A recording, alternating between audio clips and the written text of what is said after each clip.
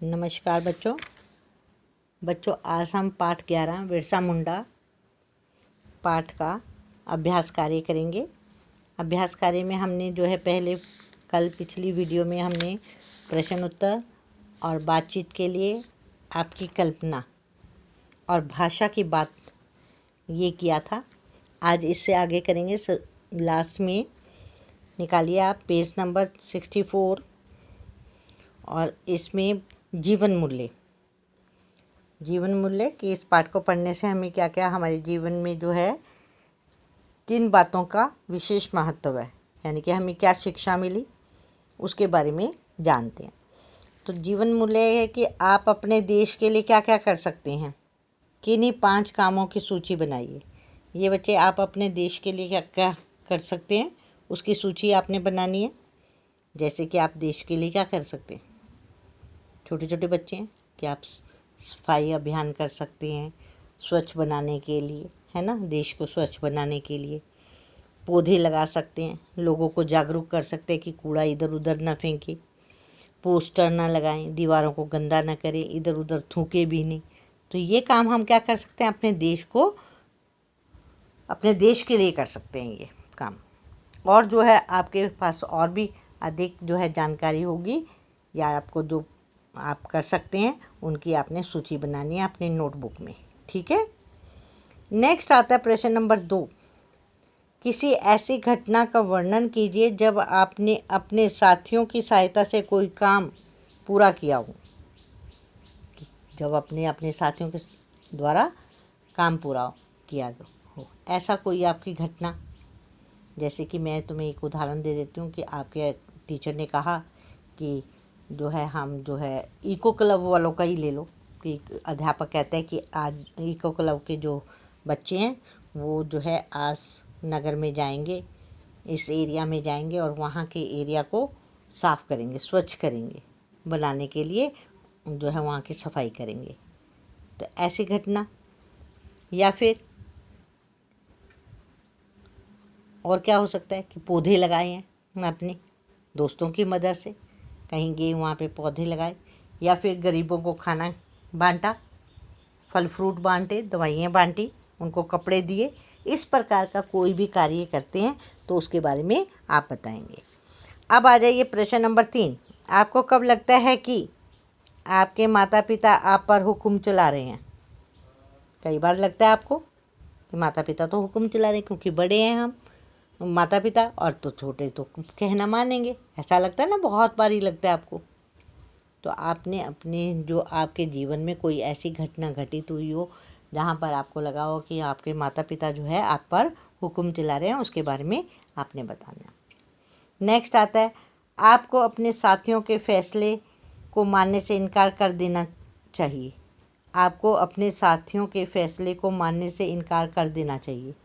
कब लगता है आपको कि जब वो गलत काम करने के लिए कहते हैं आपको, है ना, जिसमें कि आपकी मान मर्यादा जो है वो नहीं हुआ है, उस काम करने में आपकी मर्यादा जो है ख़त्म हो जाती है, दूसरों का अपमान करने की बात है या आदर करने की नहीं बात है, तो आपको ऐसे काम करने से इनकार कर देना चाहिए, ठीक है। नेक्स्ट आता है बच्चे आपके कुछ करने के लिए ये अभ्यास कार्य आपका क्रिएटिव वर्क है, इसको आपने करना है। मैं अभी आपको करवा रही हूँ। हमारे देश में पहला प्रश्न आता है कि हमारे देश में आज भी कई आदिवासी जनजातियां हैं, उनमें से किन्हीं 5 के बारे में पता करके नीचे दी गई तालिका में भरिए। अब यहाँ तालिका दी हुई है, एक साइड पे लिखा है राज्य का नाम और दूसरी साइड पे लिखा है आदिवासी जनजाति। आपको पता है बेटे कि बहुत सारी ऐसा ही, ये तो कुछ मैंने जाती हैं और कुछ राज्य लिखे हैं। आपको इसके अलावा भी अगर पता है तो वो भी लिख सकते हैं, ठीक है ना। तो यहाँ पर जैसे हिमाचल प्रदेश, राज्य का नाम क्या है, हिमाचल प्रदेश। यहाँ पर कौन कौन होते हैं आदिवासी, गद्दी होते, गुज्जर होते, सुना है ना आपने नाम, गद्दी भी सुना है, गुज्जर भी सुना है। नेक्स्ट ऐसे बिहार में मुंडा जाति के लोग होते हैं, आदिवासी हैं ये भी। महाराष्ट्र में बंजारा लोग होते हैं, इनकी जनजाति है बंजारा। फिर राजस्थान में भी गुज्जर भी मिलते हैं, ठीक है। जम्मू कश्मीर में भी गुज्जर होते हैं। ये गुज्जर जो होते हैं ये बेटे अधिकतर जो है पहाड़ी इलाकों में गुज्जर जो है ऊंचाई वाले इलाकों में मिलते हैं। ये आदिवासी, वहाँ के आदिवासी गुज्जर जो होते हैं वो आपने देखा होगा भेड़े चराते हैं, है ना। भेड़े होगी और जो है बकरियाँ होगी, इनको चराते हैं और इनकी ऊन जो है उसका इस्तेमाल करते हैं। तो ये वहाँ के आदिवासी हैं, जम्मू कश्मीर, राजस्थान और हिमाचल प्रदेश, ठीक है ना। तो इसमें है। तो इसके अलावा भी अगर आपको पता चलता है तो आपको पता है तो आप लिख सकते हो राज्य का नाम और उसके बाद आदिवासी जनजाति, ठीक है। नेक्स्ट आ जाइए बच्चे, प्रश्न नंबर 2। स्वतंत्रता प्राप्त करने में महान योगदान देने वाली किन्हीं 2 महिलाओं के चित्र उनके नाम सहित नीचे दी गई तालिका में चिपकाइए। स्वतंत्रता प्राप्ति में उनके लिए योगदान को भी संक्षेप में लिखिए। अब यहाँ पर 2 बॉक्स दिए हुए हैं। एक साइड पे लिखा हुआ है कि महिला स्वतंत्रता सेनानी। आपको बताया था स्वतंत्रता सेनानी कौन होते हैं, जिन्होंने भारत को आज़ाद कराने के लिए अपने प्राण न्यौछावर कर दिए। बताया था 1857 की लड़ाई में महारानी जो हमारी लक्ष्मीबाई थी, उन्होंने अपनी जान दे दी थी, है ना। फिर सरोजनी नायडू का बहुत नाम आता है। तो इसी प्रकार से जो है हम जो है कई स्वतंत्रता सेनानियों को जानते हैं। तो यहाँ पर मैंने जो है आपको उदाहरण देख लें आप, रानी लक्ष्मीबाई का चित्र चिपकाया इस बच्चे ने और सरोजनी नायडू का चित्र चिपकाया, क्योंकि ये दोनों स्वतंत्रता सेनानी थे, महिला, है ना। महिला होते हैं औरत। और फिर इनके बारे में कि इन्होंने क्या भारत को स्वतंत्रता दिलाने के लिए इन्होंने क्या योगदान दिया, महान योगदान दिया, उसके बारे में बताया गया। अब जैसे कि यहाँ पर आपने चित्र चिपकाया महारानी लक्ष्मीबाई, तो इसके सामने ही इनका योगदान देखिए क्या था कि रानी लक्ष्मीबाई ने महिलाओं की सेना का गठन किया था। गठन है कि सेना बनाई थी इन्होंने, महिलाओं को इकट्ठा किया और उनकी एक सेना का निर्माण किया था इन्होंने। और 1857 के पहला जो स्वतंत्रता संग्राम था वो 1857 में स्टार्ट हुआ था। स्वतंत्रता संग्राम में इन्होंने भाग लिया था। और फिर जब महिलाओं की जो है सेना का जब इन्होंने गठन कर लिया, निर्माण कर लिया, तो 1857 में इन्होंने स्वतंत्रता, पहला जब स्वतंत्रता संग्राम शुरू हुआ था अंग्रेज़ों के विरुद्ध, है ना, तो उसमें इन्होंने भाग लिया था महारानी लक्ष्मीबाई ने। मैंने आपको पाठ को पढ़ाते समय भी बताया था कि जो हमने अभी बिरसा मुंडा ही पाठ पढ़ा है, तो उसमें मंगल पांडे का नाम आया, बिरसा मुंडा का नाम आया, है ना। ये सब स्वतंत्रता सेनानी थे।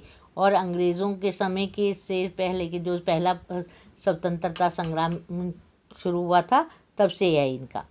तो दूसरा यह चित्र जो है यहाँ पर इस बच्चे ने चिपकाया है सरोजनी नायडू। नाम सुना आपने, कोकिला के नाम से भी जानते हैं हम। बहुत अच्छा गाती थी, बहुत मधुर आवाज़ थी इनकी, सरोजनी नायडू।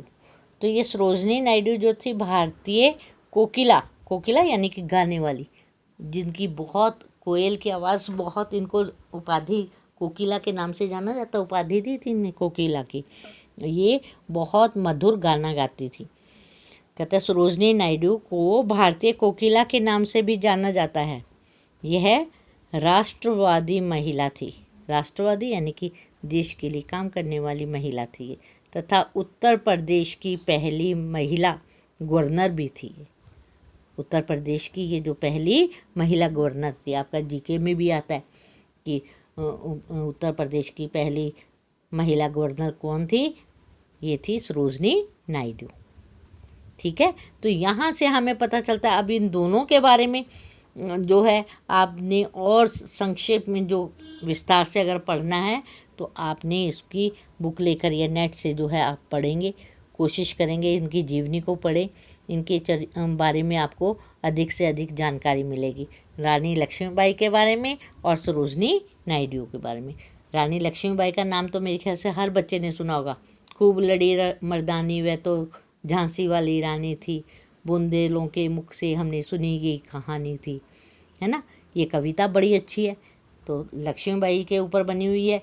तो आपने जो है इस कविता को भी ढूंढना है, नेट से ढूंढोगे आप और वहाँ से जो है आपने इसको पढ़ना भी है, याद करने की कोशिश करना, अगर हो सके तो इन जो आप खाली समय होता है उसमें इसकी जीवनी को पढ़ना और इस कविता को भी याद करके जो है रखना अपनी, फिर काम आएगी। क्योंकि जब कोई प्रतियोगिता होती है, कविता प्रतियोगिता होती है, तो आप जो है उसमें भाग ले सकते हो। तो आज बच्चों हमने ये पाठ समझा जो है और इसका अभ्यास कार्य किया। कल फिर हम मिलेंगे, तब तक के लिए नमस्कार बच्चों।